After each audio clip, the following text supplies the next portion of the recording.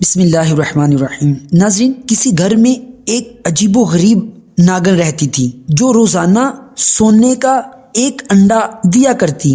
گھر کا مالک مفت کی دولت ملنے پر بہت خوش تھا۔ اس نے گھر والوں کو تاکید کر رکھی تھی کہ وہ یہ بات کسی کو نہ بتائیں۔ کئی ماہ تک یہ سلسلہ یوں ہی چلتا رہا۔ ایک دن ناگن نے ان کی بکری کو ڈس لیا اور دیکھتے ہی دیکھتے بکری مر گئی۔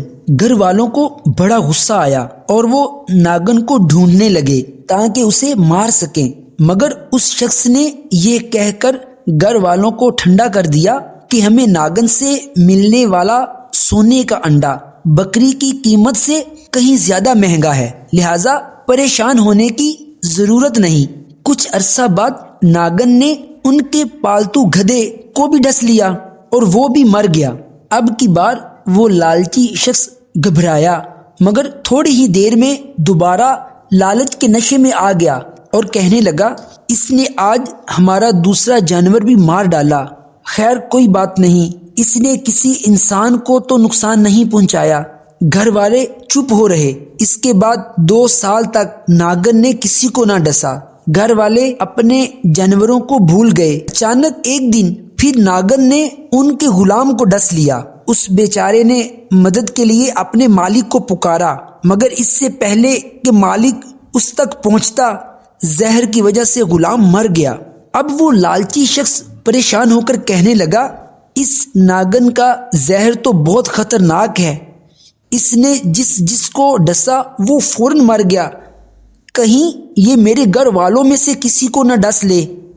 وہ کئی دن اسی پریشانی میں رہا، مگر سونے کے انڈے کی چمک دمک نے ایک بار پھر اس کی آنکھوں پر پٹی باندھ دی اور یہ سوچ کر خاموش ہو گیا کہ اگرچہ ناگن کی وجہ سے ہمیں نقصان ہو رہا ہے، مگر سونے کے انڈے بھی تو مل رہے ہیں۔ کچھ ہی دنوں بعد ناگن نے اس کے بیٹے کو ڈس لیا۔ فوراً ڈاکٹر کو بلایا گیا، لیکن وہ بھی کچھ نہ کر سکا اور اس کے بیٹے نے تڑپ تڑپ کر جان دے دی۔ جوان بیٹے کی موت میاں بیوی پر بجلی بن کر گری اور وہ شخص غصے میں آ کر کہنے لگا، اب میں اس ناگن کو زندہ نہیں چھوڑوں گا، مگر وہ ان کے ہاتھ نہ آئی۔ جب کافی عرصہ گزر گیا تو سونے کا انڈا نہ ملنے کی وجہ سے اس کی لالچی طبیعت میں بے چینی ہونے لگی۔ چنانچہ دونوں میاں بیوی ناگن کے بل کے پاس آئے، وہاں کی صفائی کی اور دھونی دے کر خوشبو مہکائی، گویا ناگن کو صلح کا پیغام دیا ہو جیسے، اور حیرت انگیز طور پر وہ ناگن واپس آ گئی اور انہیں پھر سے سونے کا انڈا ملنے لگا۔ مال و دولت کی حرص نے انہیں اندھا کر دیا اور وہ اپنے بیٹے اور غلام کی موت کو بھول گئے۔ ایک دن موقع دیکھ کر ناگن نے اس کی زوجہ یعنی گھر والی کو سوتے میں ڈس لیا۔ تھوڑی ہی دیر میں اس کی بیوی نے بھی دم توڑ دیا۔ اب وہ لالچی شخص اکیلا رہ گیا۔ اس نے ناگن والی بات اپنے بھائیوں اور دوستوں کو بتائی۔ سب نے مشورہ دیا، تم نے بہت بڑی غلطی کی، اب بھی وقت ہے، سنبھل جاؤ اور جتنی جلدی ہو سکے اس خطرناک ناگن کو مار ڈالو۔ اپنے گھر آ کر وہ شخص ناگن کو مارنے کے لیے موقع تاک کر بیٹھ گیا۔ اچانک اسے ناگن کے بل کے قریب ایک موتی نظر آیا، جسے دیکھ کر اس کی لالچی طبیعت خوش ہو گئی۔ دولت کی ہوس نے اسے سب کچھ بھلا دیا اور وہ اپنے آپ سے کہنے لگا، وقت طبیعتوں کو بدل دیتا ہے، ہو سکتا ہے ناگن کی طبیعت بدل گئی ہو، جس طرح یہ سونے کے انڈوں کی بجائے اب موتی دینے لگی ہے، اس طرح اس کا زہر بھی ختم ہو گیا ہو، چنانچہ اب اس سے کوئی خطرہ نہیں۔ یہ سوچ کر اس نے ناگن کو مارنے کا ارادہ ختم کر دیا۔ روزانہ ایک موتی ملنے پر وہ لالچی شخص بہت خوش رہنے لگا اور ناگن کی پرانی دھوکہ بازی کو بھول گیا۔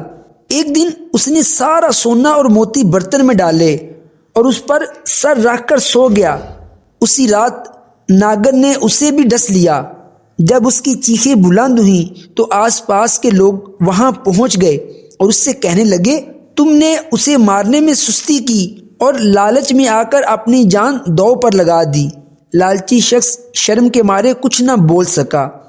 اس نے سونے سے بھرا ہوا برتن اپنے رشتہ داروں اور دوستوں کو دیتے ہوئے نہایت حسرت کے ساتھ کہا، آج کے دن میرے نزدیک اس مال کی کوئی قیمت نہیں، کیونکہ اب یہ دوسروں کا ہو جائے گا اور میں خالی ہاتھ اس دنیا سے چلا جاؤں گا۔ اور پھر کچھ ہی دیر کے بعد وہ شخص مر گیا۔ ناظرین، اس واقعے سے ہمیں یہ سیکھنے کو ملتا ہے کہ لالچ بہت بری چیز ہے۔ دیکھیے کہ جیسے دولت کی لالچ نے ہنستے بستے گھر کو اجاڑ کر رکھ دیا۔ یاد رکھیے، لالچ اور حرص انسان کو موت کے منہ تک لے جاتا ہے۔ اللہ تعالی ہمیں لالچ اور حرص سے بچنے کی توفیق عطا فرمائے۔ اگر آپ کو یہ ویڈیو پسند آئی ہے تو لائک کریں، چینل کو سبسکرائب لازمی کر دیجئے۔ اللہ حافظ، السلام علیکم ورحمۃ اللہ۔